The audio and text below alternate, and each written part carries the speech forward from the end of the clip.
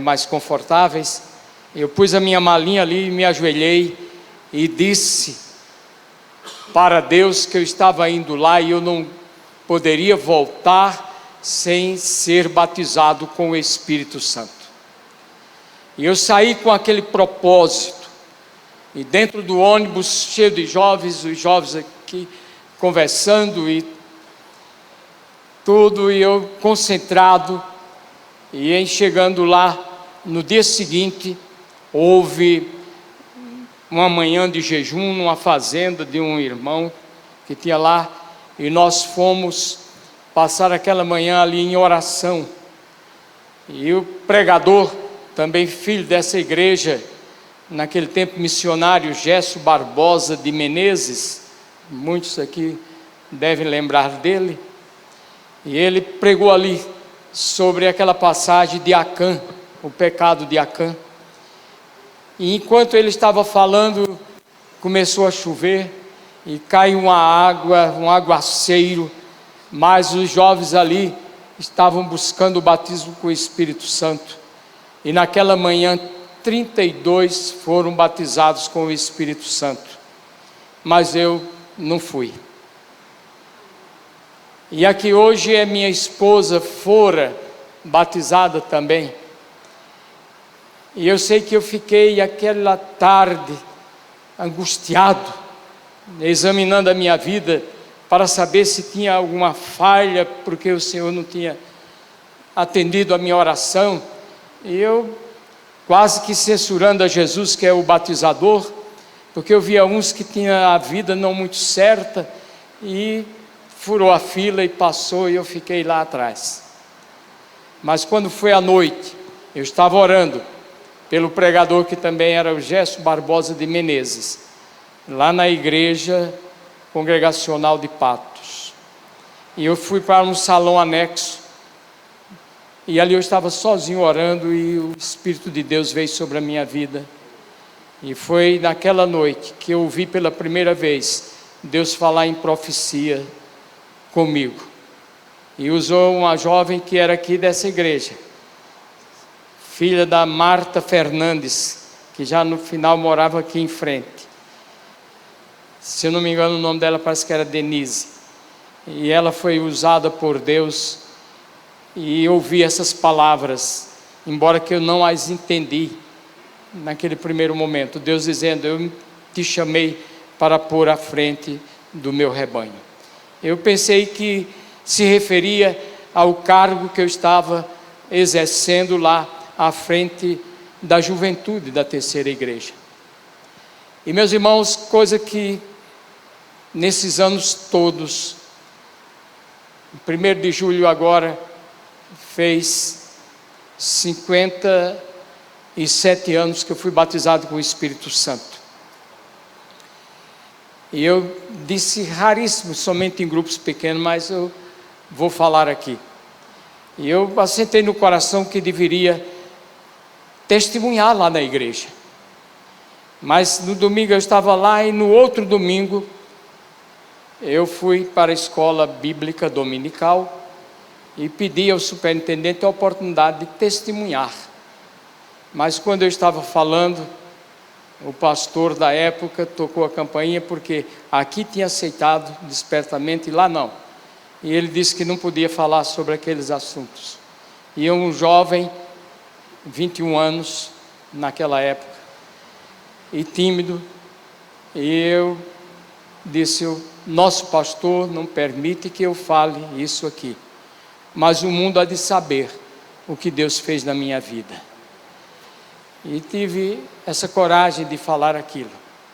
E depois lá se fechou contra, e um grupo de irmãos de lá vieram para aqui, inclusive Augusta César Lins, tia da Luzimar, que é minha cunhada, e eu vim nessa leva. E lá naquela noite que fui batizado com o Espírito Santo, um grupo de irmãos saiu orando em alguns carros e visitando as casas dos irmãos. Tivemos uma vigília um tanto diferente, e ali eu conheci a que hoje é minha esposa, com a qual eu sou casado há 57 55 anos. Fevereiro, nós já estamos em agosto, né? Mês 2, mês 7, e 55 anos, 5 meses, e hoje dia 11, né? E então são 13 dias. 55 anos, 11 meses e 13 dias. E aqui, nesse altar, no dia 27 de fevereiro de 1967, eu estava casando com ela. Ela tem somado muito no meu ministério.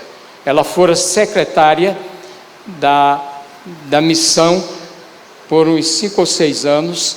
Ela trabalhava aqui em cima, e quando nós nos conhecemos, e eu me lembro que eu levei 40 dias orando e jejuando para ir falar com ela. E quando eu fui, ela disse: mas tem tantas moças na igreja, você tem certeza que sou eu mesmo? Mas depois ela pensou melhor e viu a bobagem que tinha falado e voltou atrás. E nós nos casamos e temos um casal de filhos e 4 netos. E eu me lembro muitas coisas que aconteceram aqui. Me recordo que uma vez o pastor Raul de Souza Costa estava dando uma aula para os jovens, e ele falou sobre a vida de João Batista, reunido lá naquele canto lá, e eu fui muito edificado, porque ele mostrou o preparo de João Batista tão somente para poder apresentar a Cristo, e aquilo marcou a minha vida. Ainda hoje eu sou um admirador de João Batista, porque o objetivo dele foi atingido, que era engrandecer a Cristo, e ele assumir a sua humanidade e a sua pequenez. Aleluia por isso. Eu recordo-me que uma vez eu vinha do trabalho, eu trabalhava na Cruzada ABC, e doutora Carolina Ximenes, tudo filho aqui, era minha chefe. E eu recordo que eu saí do trabalho para pegar o final de uma reunião de oração numa terça-feira à noite. Eu cheguei, estava quase terminando, mas o Espírito de Deus se moveu de tal forma naquela noite, que essa reunião de oração não estava marcada. O pastor Raul de Souza Costa, tentando terminar a reunião, e quando foi encerrar, já o dia estava clareando, era 5 da manhã, e naquele tempo a gente não tinha celular para avisar em casa porque é que não tinha chegado. Então eu tenho marcas, e eu poderia tomar muito tempo falando aqui, mas cumpriu-se aquilo que Deus falou conosco. E eu vi aqui uma irmã uma vez também entregou uma profecia para mim, dizendo que Deus ia me levar para muitos lugares. E eu saí daqui e fui estudar teologia em Londrina, e eu fiquei 9 anos no Paraná, entre o período de seminário, um seminário interno, e depois São Paulo, Rio, depois voltei como bispo da nossa denominação, fiquei mais 23 anos em São Paulo, e há 2 anos fui jubilado. Então se cumpriu o que Deus falou. Hoje, pela graça de Deus, conheço todos os estados brasileiros e 43 países, tudo por causa do Evangelho de Cristo Jesus e pela sua bondade. E essa igreja, ela tem muito a ver com a minha carreira ministerial, que pela graça de Deus eu tenho trilhado desde que eu saí daqui em 1968, quando eu fui estudar. E a alegria, pastor André, pastor Moisés, que foi pastor do meu pai, lá em João Pessoa, é muito grande. Fico feliz em estar aqui com os irmãos. Amém? Vamos ficar em pé.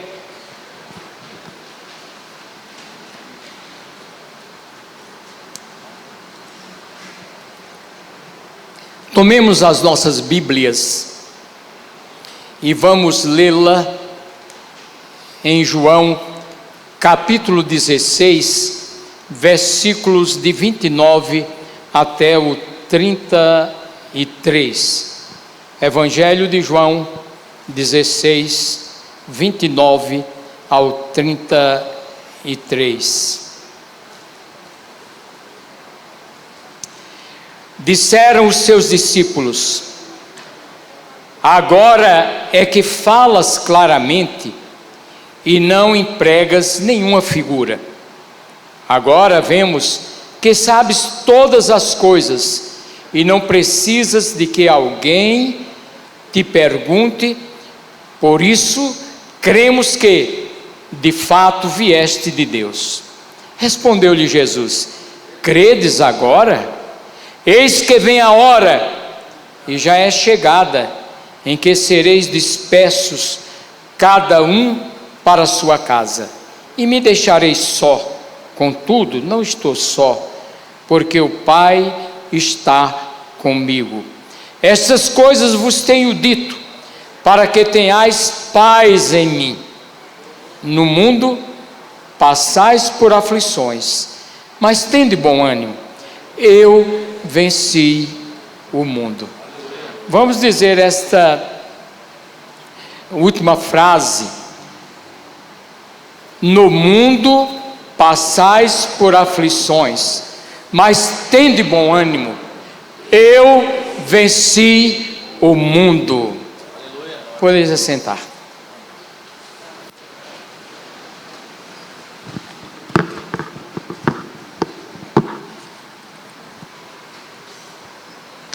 Há uma forte tendência em nós, seres humanos, de queremos ouvir tão somente aquilo que nos interessa, ou aquilo que nos é agradável, e não sobre a realidade, ou aquilo que nós estamos precisando ouvir.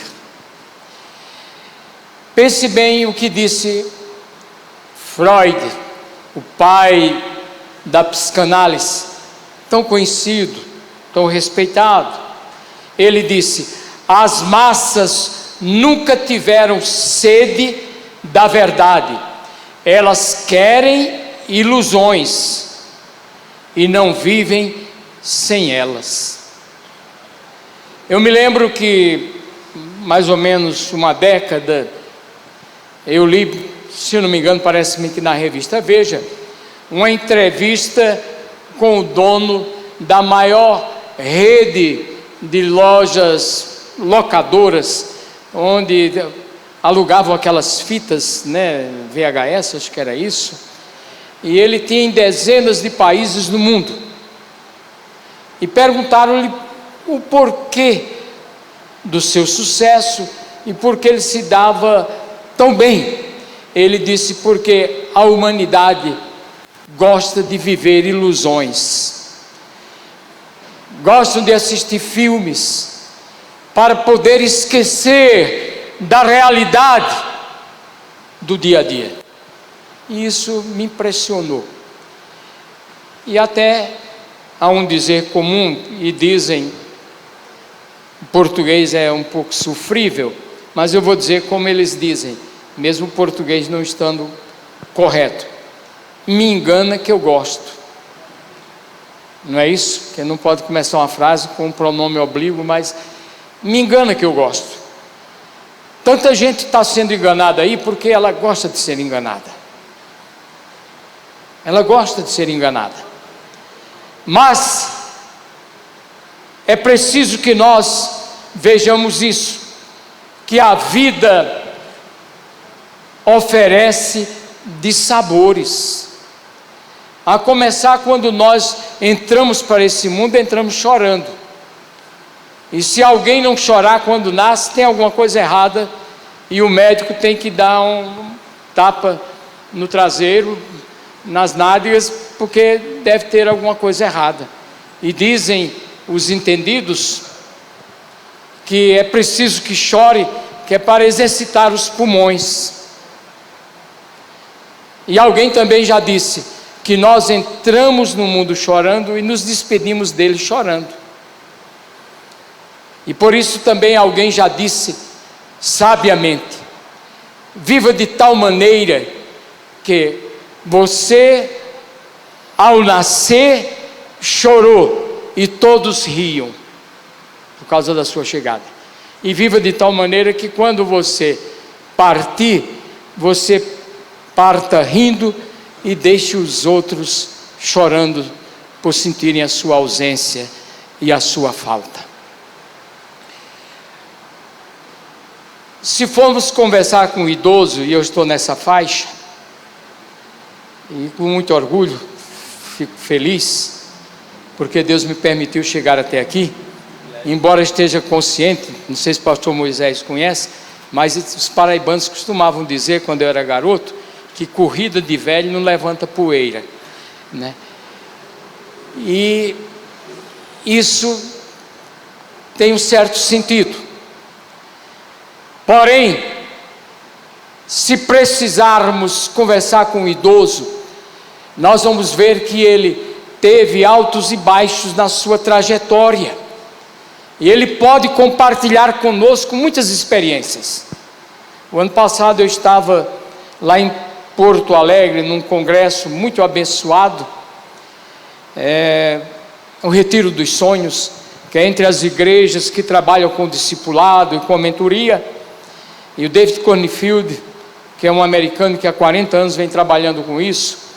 E a semana passada eu cheguei de Curitiba também num outro congresso como esse, e tinha pastores de muitas denominações sérias aqui no Brasil, inclusive muitos congregacionais, e eu conversei com eles, comunhão, batistas e luteranos, até assembleianos que antes eram mais separados, estavam lá, sedentos para aprender. E por eu ser um dos mais idosos dali, quantos pastores jovens vinham me pedir conselho, por eles estarem iniciando o ministério, e queriam logo saber quais foram os pontos mais difíceis da minha vida ministerial, e na medida do possível compartilhando também com eles. E é preciso que nós entendamos isso, que há os momentos de dissabores. Somos preparados para alcançarmos objetivos, realizarmos sonhos, sermos pessoas vencedoras, e por isso hoje há tantos livros de autoajuda, porque as pessoas querem vencer, mas nós não temos recebido aulas de que uma hora nós vamos entrar em túneis escuros, em lugares escorregadios, em dias tenebrosos. Nós vamos encontrar no livro de Salmos, muitos salmos em que os autores, eles estavam aflitos. Num deles ele diz que angústias do inferno se apoderaram de mim. Passei por apuro, por tristezas. No outro diz: Senhor, tu conheces os meus desejos, e os meus gemidos não te são ocultos. Salmo 38:9, em uma das versões, diz isso aí.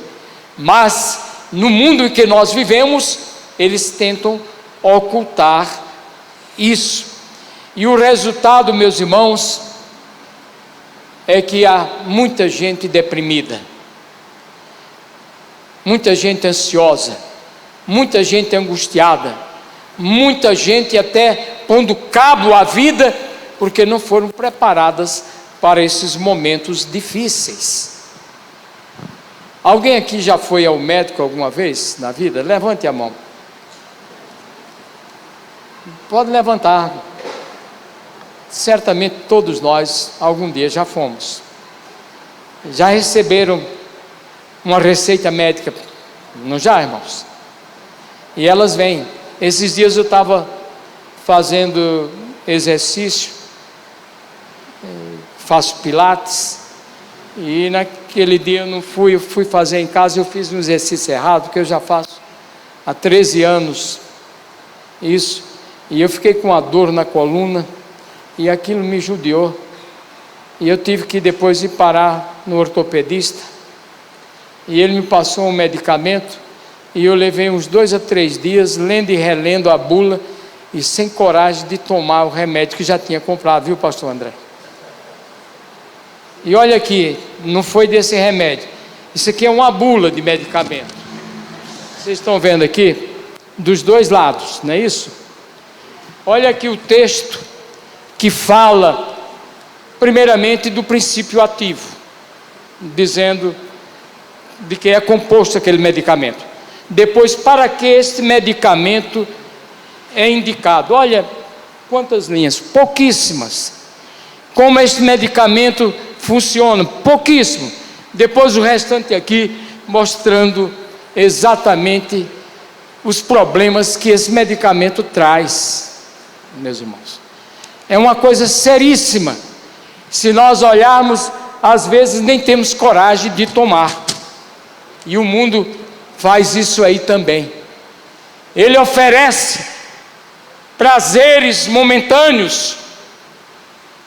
E Charles Spurgeon, considerado o príncipe dos pregadores, que viveu lá no século XIX, ele dizia que o pecado, ele é agradável à vista, mas ele é decepcionante para o coração, e que ele tortura os nossos ossos e esmaga a nossa cabeça.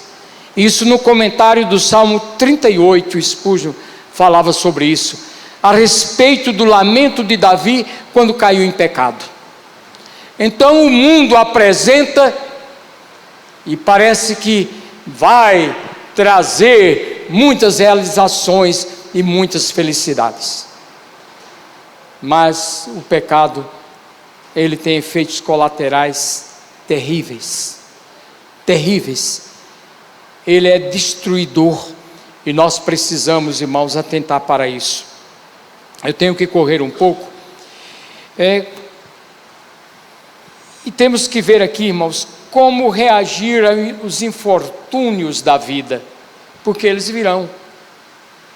Primeiramente, saber classificar pela escala de valores o que é importante, o que é de menos valor e o que é essencial. Alguém já disse que quando eu perco bens materiais, eu não perdi nada, porque isso um dia vai ficar por aí, como fora dito há pouco. Vai ser destruído. Quando eu perco a saúde, eu já perdi alguma coisa, porque a saúde, ela nos é importante. Porém, quando eu perco os valores éticos, os valores morais e os valores espirituais, aí sim, o prejuízo é grande. E eu perdi muito, muito. É necessário que então nós saibamos fazer essa escala de valores, essa diferenciação. Quanta gente poderia estar viva aí e não está, porque quando é assaltada, ela não entrega os seus bens, desobedecendo o próprio ensino de Jesus, que ele disse: não resistais ao perverso. Eu ontem estava em Canoa de Dentro e, em outro contexto, preguei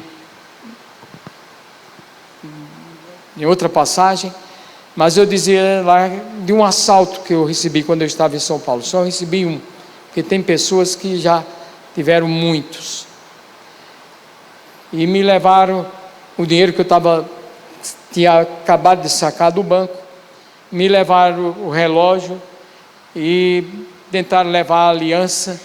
Eu argumentei com eles, dizendo que era de estimação, eles deixaram. Eu até brinquei, eu disse que na realidade eu preferi enfrentar 3 assaltantes com revólver na mão do que chegar em casa sem aliança e enfrentar a minha esposa. Mas, meus irmãos, Jesus nos aconselha: não resistais ao perverso. Muita gente poderia estar viva aí se entregasse. Isso aí. Outra coisa, nós precisamos desenvolver a resiliência, porque vai haver momentos em que nós vamos perder, mas o que não podemos perder é o nosso ânimo para recomeçar. Eu me recordo quando eu era pastor jovem, lá na cidade de Paranavaí, no estado do Paraná. E eu fui fazer uma visita, e eu vi ali o drama, um estabelecimento comercial. Naquele tempo, lá as casas, os estabelecimentos eram mais de madeira, porque no Paraná as casas eram muitas de madeira, isso lá ainda na década de 70, e ali tinha pegado fogo à noite e queimou um estabelecimento comercial, um armazém, e eu vi o dono daquele armazém com um pedaço de madeira procurando, talvez, parece que era a chave do cofre, para ver se tinha salvado, porque o cofre estava ali. E os vizinhos, os amigos, chegando lá e tentando dirigir-lhe uma palavra de consolo. E eu ouvi dele, ele disse: lamentavelmente aconteceu tudo isso, mas eu vou reagir, vou recomeçar. É o grande exemplo que lá o Rio Grande do Sul está nos dando. A resiliência, não se entregar em nenhuma área da vida quando nós somos afetados. E a felicidade de Davi, mesmo tendo caído em pecado, foi que ele se voltou para Deus, pediu misericórdias a Deus, e Deus o restaurou, e ele tornou-se um modelo para as nossas vidas. Pastor Inácio Cavalcante Ribeiro, meu primeiro pastor. Eu me lembro que ele fora a um concílio da igreja lá no Rio de Janeiro, da igreja congregacional. E ele disse que lá ele pregara, naquele concílio, e ele pregara sobre Enoque, que Enoque andou com Deus e Deus para si o tomou. E ele pregou e muita gente veio e parabenizou, etc. Ele disse que no dia seguinte, um outro pastor mais experiente do que ele foi e pregou sobre Davi. E ele disse: eu saí de lá convencido que o outro pastor, ele teve a hombridade de admitir, saiu-se melhor, porque a grande realidade nossa é que nós parecemos mais com Davi do que com Enoque. Embora que Enoque fora tão feliz de ter andado com Deus. E nós necessitamos, irmãos, quando falharmos ou perdermos bens materiais, um ente querido, ou qualquer uma outra coisa de valor, nos voltarmos para Deus e pedir forças para recomeçarmos. Atentando para os ensinos de Jesus, porque como vimos aqui, irmãos, Jesus é transparente. Jesus falava o que as pessoas precisavam ouvir, mesmo que isso as incomodasse. Jesus não falava para agradar as pessoas, ele dizia aquilo que elas precisavam fazer, e no ponto vulnerável dela, para que pudesse reagir. E ele disse: no mundo tereis aflições. Se ele disse isso, meus irmãos, é porque nós vamos ter aflições.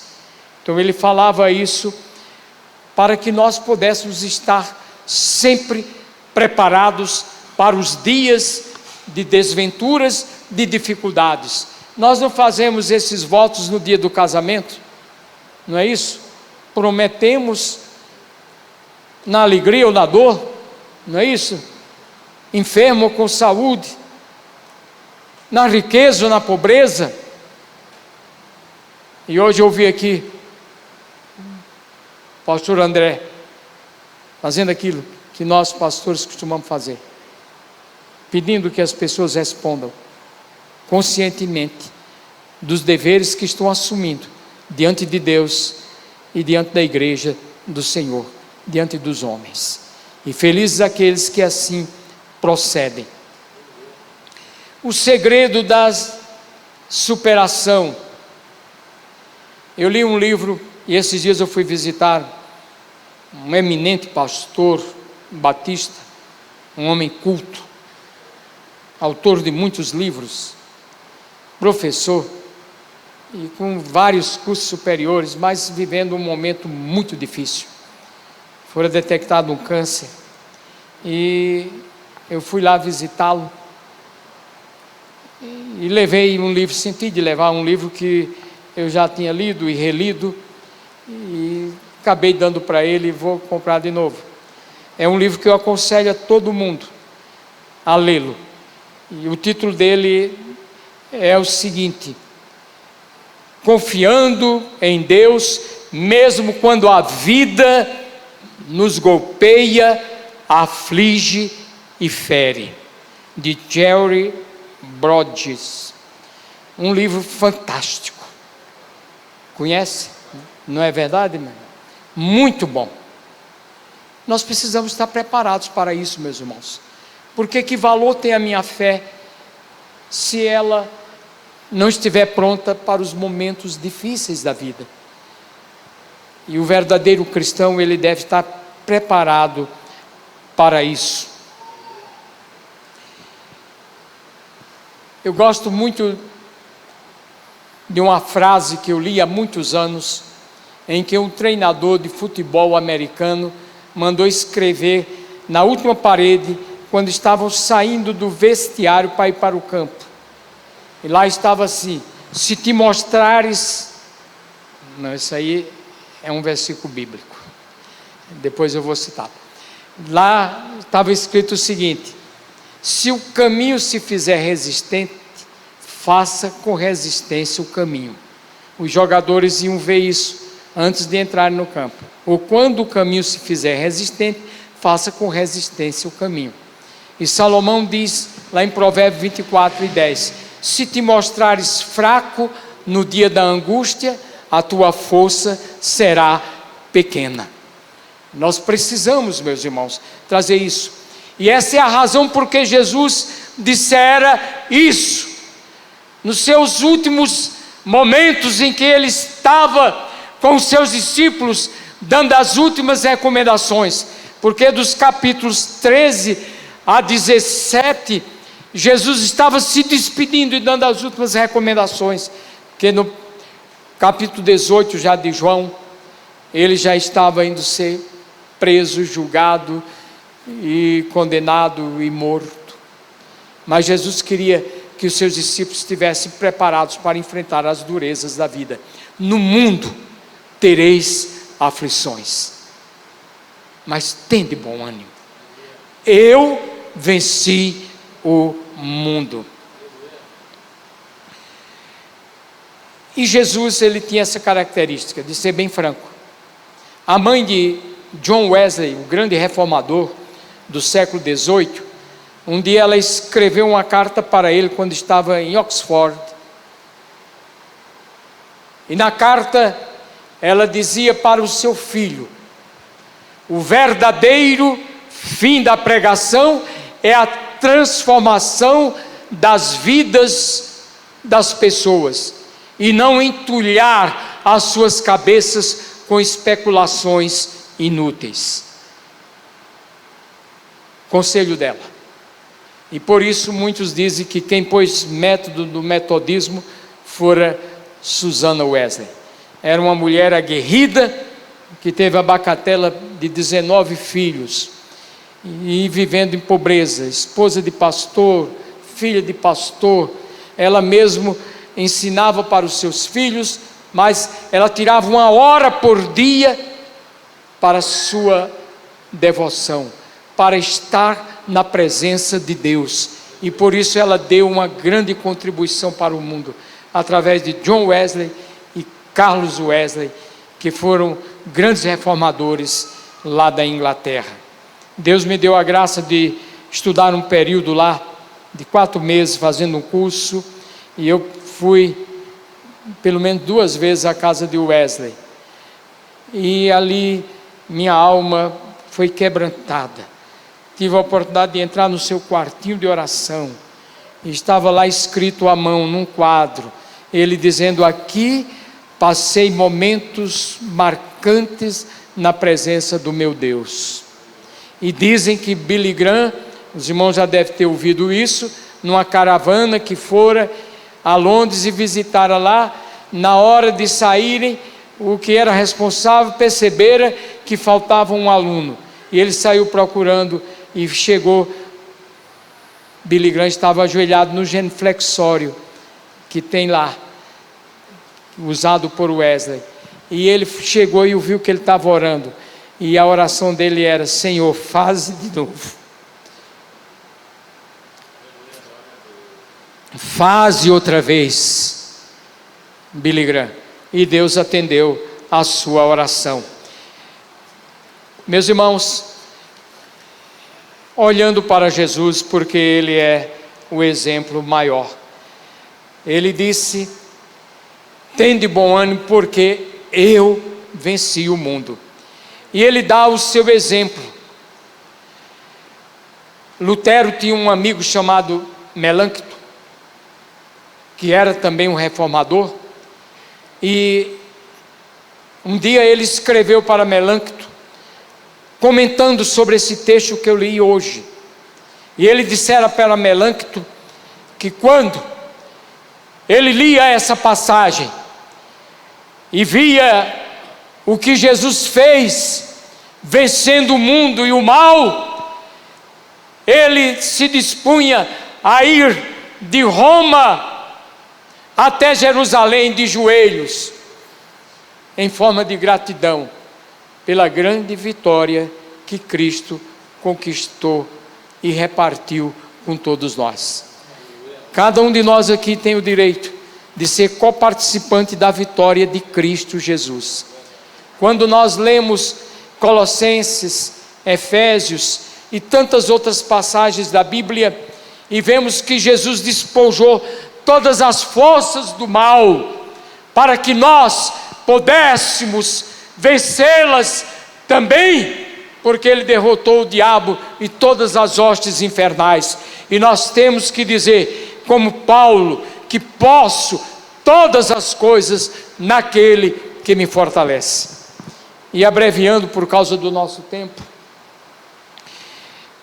quero ler apenas aqui uma passagem da Bíblia, para mostrar que aquilo que Jesus estava dizendo, Ele vivenciara e queria que nós seguíssemos o seu exemplo. Todavia um dos anciãos disse: não chores. Apocalipse 5:5. Eis que o leão da tribo de Judá, a raiz de Davi, venceu para abrir o livro e os seus 7 selos. João cometeu uma grande gafe. Ele foi arrebatado, foi até o céu, e chegou lá, ouviu um anjo dizer: quem é capaz de abrir o livro? E viu que ninguém estava apto. Ele destampou a chorar, e o ancião foi lá e bateu o nome dele: olha, aqui é proibido chorar, no céu não se chora, porque nós somos já viciados em chorar. Eu costumo dizer, brincando, que as mulheres nascem com uma caixa d'água na cabeça, uma caixinha d'água, qualquer coisa despeja em lágrimas. Mas elas, quem sabe, são mais bem-aventurados do que nós homens, porque a Bíblia diz: bem-aventurados os que choram, porque serão consolados. Meu pai costumava dizer que ele ouviu de uma senhora já velha, descendente de escravos. Ele conheceu lá na Bahia, ela já avó, e ela dizia, uma mulher analfabeta, que os pais que não fazem os filhos chorarem, mais tarde os filhos o farão chorar. E eu diria o seguinte, que aqueles que não choram aqui na terra, às vezes vão querer chorar lá no céu, e vão ser repreendidos, que lá não é lugar de choro, lá é lugar de alegria, de gozo, de contentamento. Mas para isso, Jesus disse: tende bom ânimo, eu venci o mundo. Jesus venceu o mundo quando Herodes o perseguiu e ele fugiu para o Egito. Uma fuga, mas ele estava vencendo aquele rei mau, perverso, terrível. Jesus venceu quando ele sofrera as terríveis tentações durante 40 dias. E ele disse para o diabo que nem só de pão viverá o homem, mas de toda palavra que procede da boca de Deus. Jesus o venceu. Jesus venceu quando quiseram apedrejá-lo, isso várias vezes. Ele saiu no meio da multidão e saiu-se vitorioso. Jesus venceu quando Pedro, não vigiando, deu um conselho totalmente fora do contexto, errado, mandando que Jesus se apiedasse dele mesmo, não aceitando aquele plano de ir ao Calvário. O que seria de nós? E por isso Jesus teve até que tratá-lo rispidamente: para trás de mim, Satanás. Jesus venceu. Jesus venceu, por fim, a morte. Saiu vitorioso. E como vemos aqui em Apocalipse 5, o ancião dizendo para ele que o leão da tribo de Judá, ele venceu. Não chores, eis que o leão da tribo de Judá, a raiz de Davi, venceu para abrir o livro e os seus 7 selos. E um dia ele vai abrir o livro, inclusive o livro que tem os nossos nomes, e vai poder nos chamar, porque ele está credenciado para isso. Meus amados irmãos, o mundo está pressionando-nos cada dia mais para que nós cedamos a ele, mas nós não podemos fazer isso, mesmo que nos custe a vida. Nós temos que estar prontos para, se necessário, morrermos por causa da nossa fé. E concluindo, a vontade de Deus é que todos nós sejamos vencedores, mas para que isso aconteça, eu tenho que vencer a mim mesmo, não buscando o que me agrada, mas o que é certo. Estar preparado para os infortúnios que a vida oferece. Por fim, manter o olhar fixo em Jesus, seguir os seus exemplos, para ouvir o que ele tem a me dizer. No mundo tereis aflições, tende bom ânimo, eu venci o mundo. E João, ele diz, depois que ele voltou de lá, e esta é a vitória que vence o mundo, a nossa fé. 1 João 5,4. E eu desejo que essa igreja continue vencendo. Louvo a Deus pela existência dessa igreja. Todas as vezes que eu encontro meu irmão ou que telefono, eu sempre pergunto pela igreja.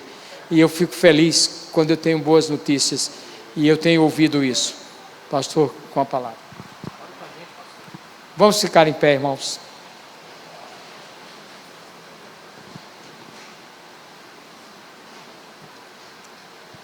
Quantos aqui querem ser um vencedor?